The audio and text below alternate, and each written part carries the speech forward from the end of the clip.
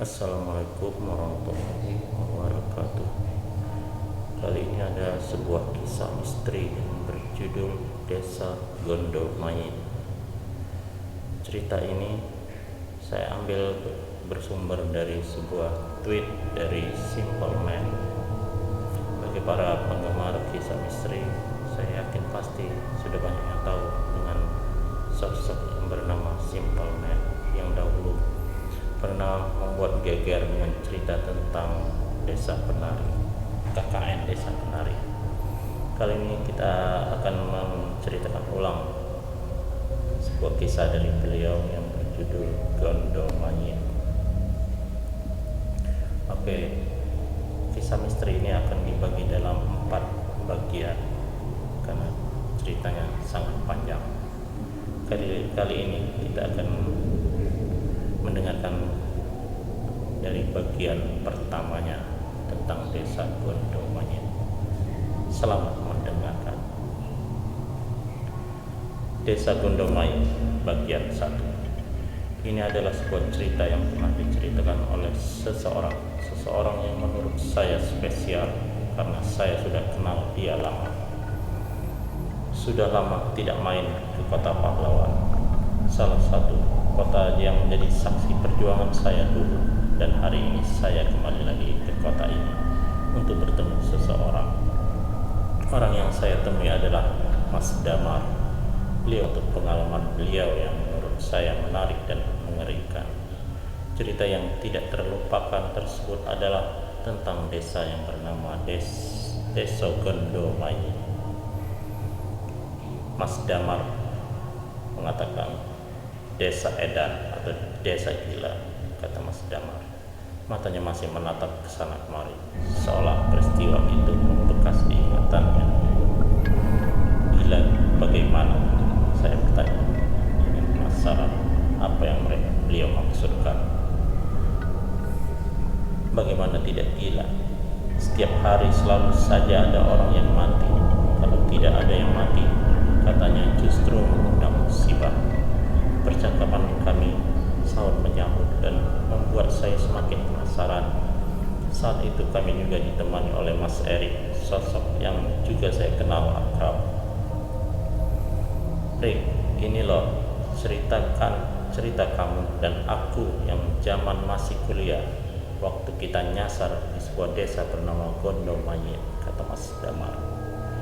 Wajah tenang Mas Erik tiba-tiba berubah, mengisyaratkan rasa tidak nyaman, dan saya bisa menangkap roh ngeri itu dari alisnya. Masih diingat saja, sudah lupakan. Mendengar itu, saya pun langsung memohon untuk melanjutkan cerita. Sejujurnya, saya paling suka mendengar cerita-cerita seperti ini. Toh saya sudah tidak asing lagi dengan hal-hal seperti ini. Awalnya Mas Erik tampak malas menceritakan. Disinilah saya melihat Mas Erik menunjuk arah utara dari kota pahlawan ini. Saya pun mengernyitkan dahi. Kamu tahu daerah dekat Tetes di utara Gunung Penanggungan? Tanya Mas Erik. Saya mengaku. Di sanalah desa ini berada. Dari sinilah cerita ini dimulai. Mas Damar baru saja ditunjuk untuk menjadi ketua Mapala periode 2011-2012 di salah satu universitas yang cukup dikenal di kota ini. Menjabat menjadi ketua pada semester 6 bukanlah hal bijak, terlebih ketika akan ada agenda mendaki puncak Mahameru pada bulan Juli, di mana 4 universitas akan bergabung untuk mendaki bersama-sama. Disinilah Mas Damar membuat satu acara dadakan untuk mempersiapkan kesanggupan tim mereka pada bulan Juli, tetapi tidak satupun anggota sanggup. Karena bertepatan dengan UTS, karena minimnya persiapan, Mas Damar pun berinisiatif untuk melanjutkan agendanya meski harus seorang diri. Mas Erik yang merupakan ketua Mapal sebelumnya akhirnya ikut bergabung karena toh ini demi nama universitas mereka. Mereka berdua akhirnya mendapat satu tempat yang dirasa cocok. Alas Tretes dipilih karena medannya menanjak dan bersuhu nyaris seperti suhu di puncak Mahameru. Persiapan untuk mendaki sudah dilakukan 1 minggu sebelumnya, mulai dari izin untuk mendaki sekaligus menyisir tempat yang akan dijadikan tujuan pendakian ini. Meski jalur yang akan dituju Mas Damar dan Erik bukan jalur pendakian pada umumnya, namun Mas Damar meyakinkan Erik. Perjalanan 6 jam terasa singkat, terlebih di hari yang semakin petang. Mas Damar masih memeriksa semua alat-alat persiapan untuk mendaki selama perjalanan. Mobil mereka berhenti di salah satu pos yang sudah tidak asing lagi bagi mereka.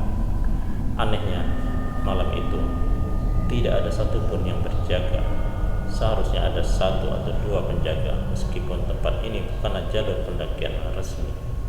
Mereka akhirnya menunggu para penjaga di pos.